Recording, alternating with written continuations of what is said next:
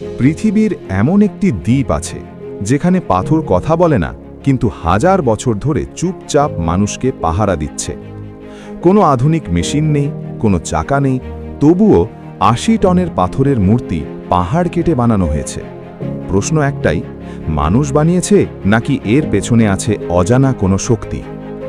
আজ আমরা চলে যাচ্ছি প্রশান্ত মহাসাগরের মাঝে অবস্থিত একটি রহস্যময় জায়গায়, ইস্টার আইল্যান্ড, যেখানে দাঁড়িয়ে আছে প্রায় ৯০০টিরও বেশি বিশাল পাথরের মূর্তি, যাদের বলা হয় মোয়াই।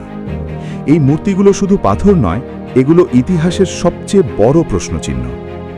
কিছু মূর্তির উচ্চতা প্রায় ৩৩ ফুট, ওজন ৮০ টনেরও বেশি। এগুলো বানানো হয়েছিল প্রায় ৮০০ থেকে ১২০০ বছর আগে, কিন্তু তখনকার মানুষের কাছে ছিল না লোহা, আধুনিক যন্ত্র, চাকা। তাহলে কিভাবে?